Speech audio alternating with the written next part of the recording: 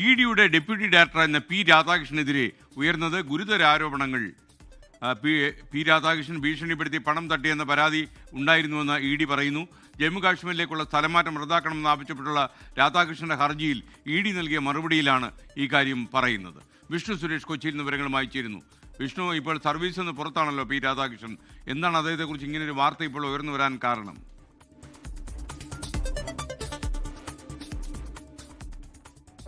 കോഴയും കള്ളപ്പണം ഇടപാടും ഒക്കെ അന്വേഷിക്കുന്ന ഒരു ഏജൻസിയിലെ ഉദ്യോഗസ്ഥനെതിരെയാണ് നടപടി കഴിഞ്ഞ ദിവസം മന്ത്രാലയം എടുത്തത്. പി രാധാകൃഷ്ണൻ കൊച്ചിയിൽ ഡെപ്യൂട്ടി ഡയറക്ടറായിരുന്നു. സ്വർണ്ണക്കടത്ത് അടക്കമുള്ള കേസുകൾ അന്വേഷിച്ച ഉദ്യോഗസ്ഥനാണ്. പിന്നീട് അദ്ദേഹത്തെ ചെന്നൈയിലേക്കും അവിടെ നിന്ന് കാശ്മീരിലേക്കും സ്ഥലം മാറ്റിയിരുന്നു. അദ്ദേഹം കൊച്ചിയിലിരിക്കുന്ന ഘട്ടത്തിലാണ് അദ്ദേഹത്തിനെതിരെ ഏറ്റവും കൂടുതൽ ആരോപണം ഉയർന്നു വന്നത്.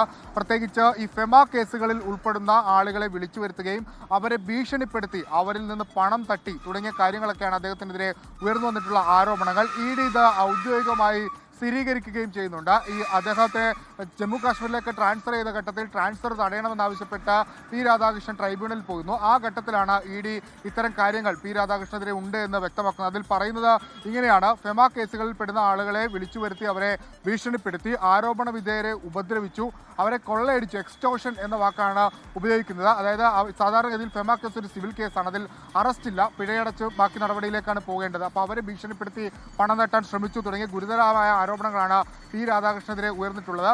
ആ പശ്ചാത്തലത്തിലാണ് അദ്ദേഹത്തെ 3 ദിവസം മുമ്പ് അദ്ദേഹത്തോട് നിർബന്ധിത വിരമിക്കലിന് പോകാൻ ധനമന്ത്രാലയം പറഞ്ഞത്. ഇഡിയെ സംബന്ധിച്ച് അങ്ങേയറ്റം നാണക്കേടുണ്ടാക്കുന്ന ഒരു സംഭവമാണ് ഈ പി രാധാകൃഷ്ണന്റെ ഭാഗത്ത് സംഭവിച്ചത്. അതിന്റെ ഗ്രൗണ്ട്സ് ആണ് ഇപ്പോൾ പുറത്തു വന്നുകൊണ്ടിരിക്കുന്നത്.